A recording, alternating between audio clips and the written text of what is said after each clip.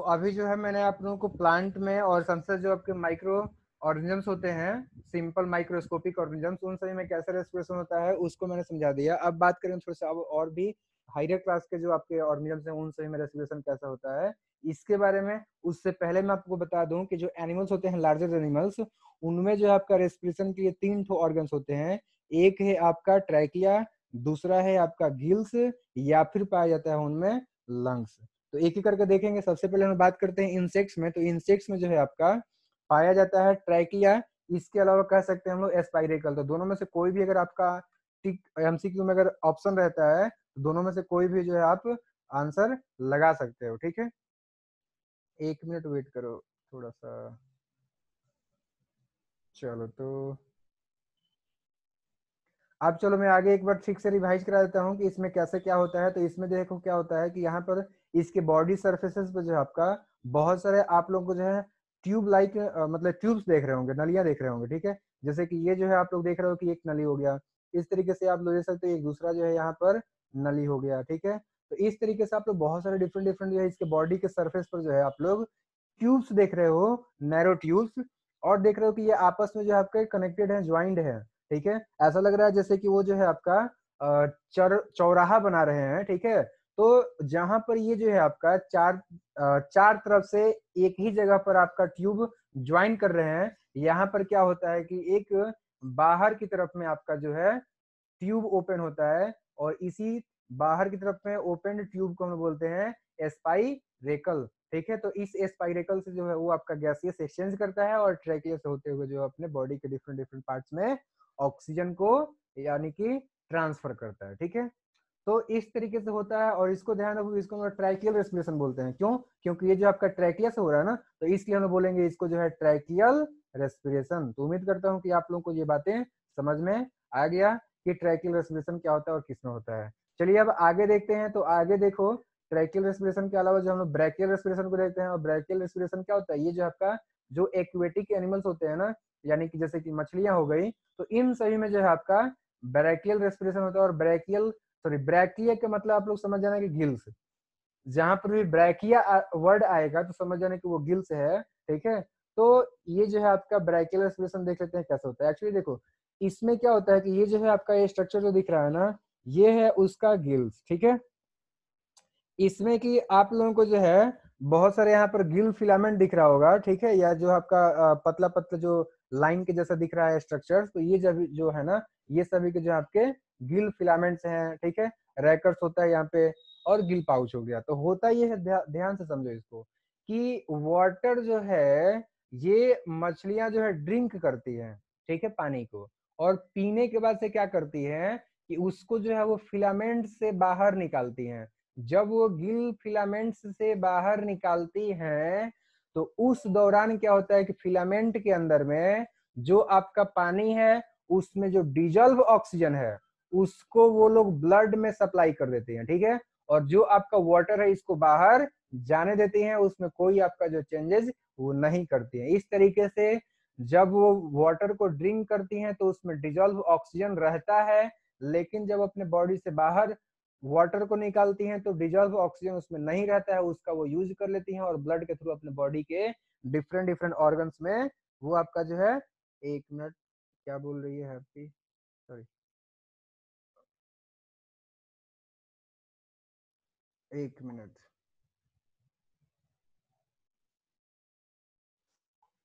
सो हाँ,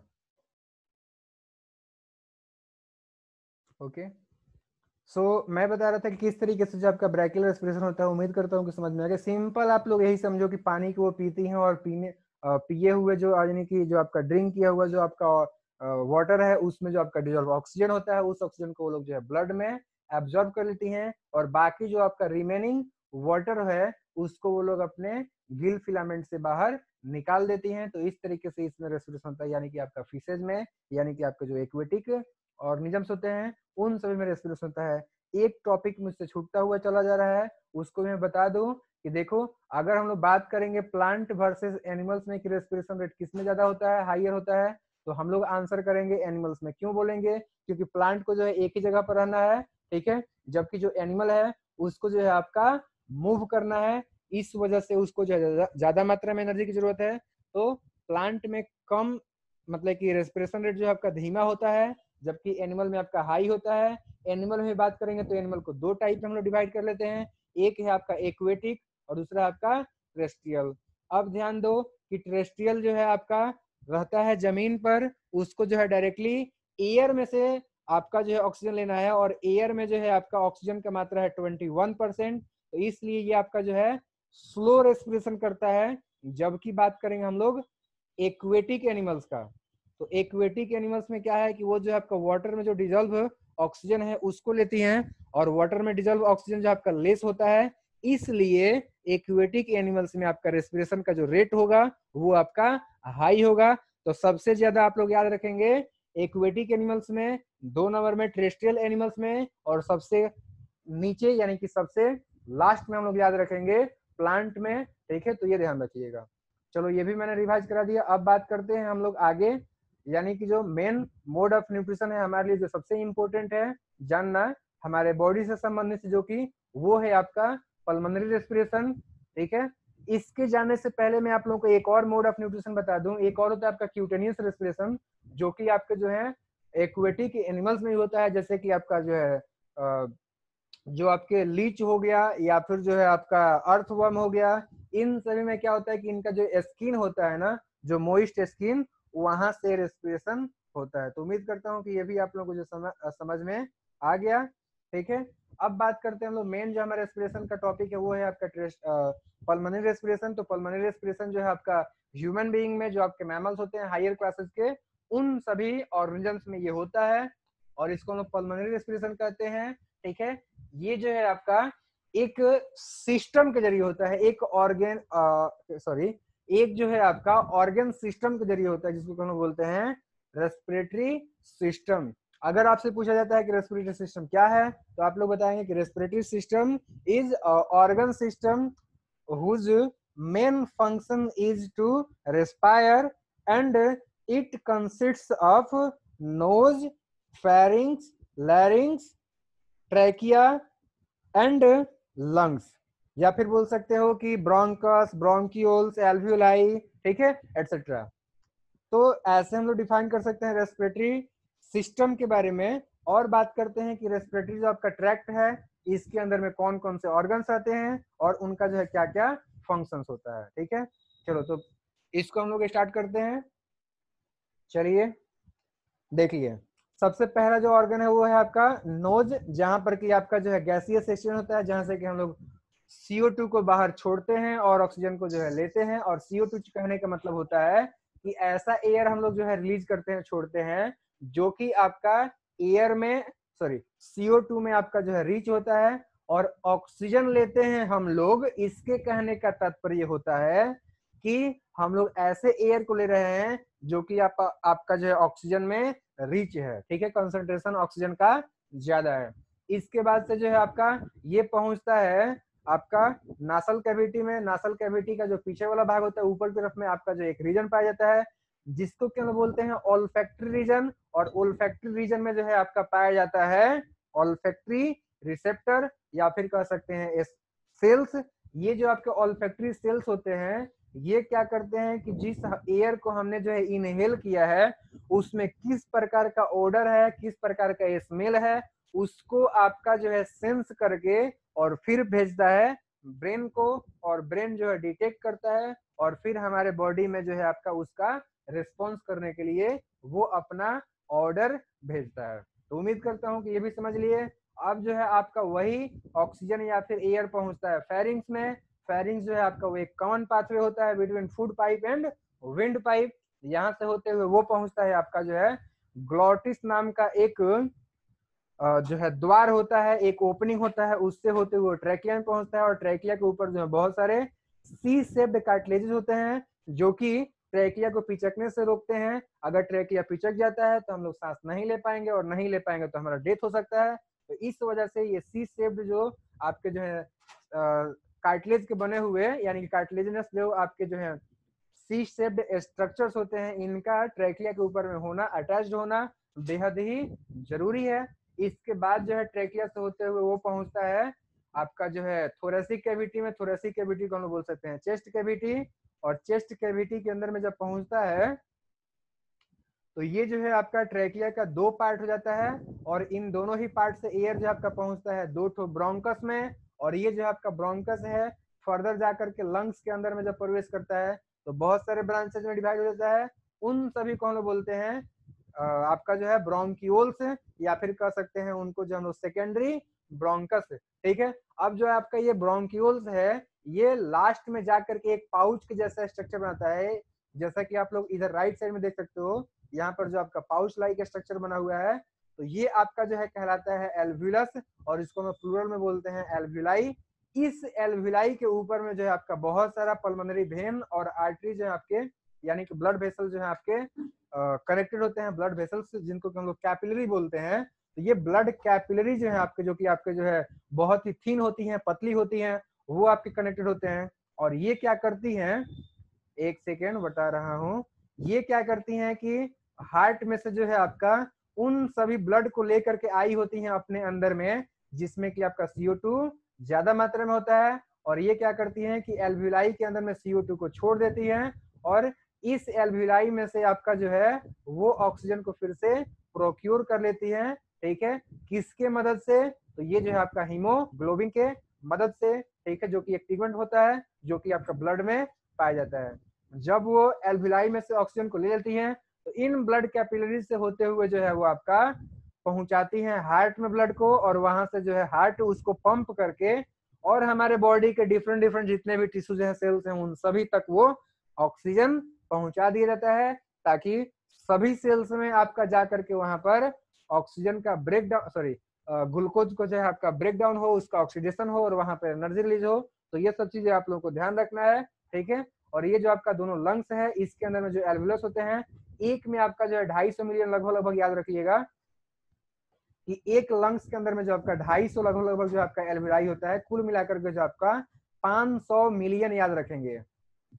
ठीक है, यानी कि 50 करोड़ हो गया ये। ठीक है, तो आप लोग जो है ध्यान रखेंगे कि 500 मिलियन आपका जो है लगभग लगभग एक ह्यूमन बीइंग के अंदर में, उसके लंग के अंदर में जो आपका एल्वुलाई होता है। उम्मीद करता हूँ कि आप लोगों को जो मैं बेहतर तरीके से समझा पाया। इसके बाद में अगर हम लोग बात करें लोब्स के बारे में, तो ध्यान दो कि जो आपका ह्यूमन लंग्स होता है, इसका जो आपका ये राइट वाला पार्ट है, और ये जो आपका लेफ्ट वाला पार्ट है। मैं हमेशा बोलता हूँ कि बायोलॉजी के अंदर में जो आपका मैथ का अपोजिट चलेंगे हम लोग, जो मैथ में RHS होता है उसको यहाँ पर समझ लीजिए कि ये जो है आपका है लेफ्ट हैंड साइड, और ये है आपका राइट हैंड साइड। ठीक है, तो लेफ्ट वाला जो पार्ट होता है इसमें दो ठो लोब होते हैं। ठीक है, जैसा कि आप लोग इस डायग्राम में देख पा रहे हो कि दो ठो लोब है। ठीक है, चलो, और एक जो है आपका यहाँ पर देख सकते हो कि एक नीचे वाला लोब है। तो लेफ्ट लंग में दो लोब, सॉरी हाँ, लेफ्ट लंग में दो लोब होता है, और राइट लंग में अगर बात करेंगे तो 3 ठो लोब होता है। ये बातें आप लोग ध्यान दीजिएगा। लोब कहने का मतलब हो गया उसका जो है पार्ट, उसका जो है आपका हिस्सा। ठीक है, और एक जो है आपका तीसरा यहाँ पर आप लोग लोब देख सकते हो। तो ये बातें आप लोगों को फैक्ट जो है आपका ध्यान रखना है। यहाँ पर आपका दिख रहा है लैरिंग्स, जो कि आपका जो है ट्रेकिया के स्टार्ट में होता है। यहाँ पर होते हैं आपका जो वोकल कोड, और वोकल कोड जो है आपके वॉइस बॉक्स को बनाते हैं, जिसको कि हम लोग जो है लैरिंग्स बोलते हैं। इसका एक तीसरा नाम है एडम सेपल। ये तमाम फैक्ट्स आप लोगों को जो है ध्यान में रखना है। यहाँ से जो आपके MCQ क्वेश्चन पूछे जाते हैं। तो उम्मीद करता हूँ कि पल्मोनरी रेस्पिरेशन भी आप लोगों को जो मैं सही से रिवाइज करा पाया। Thank you very much.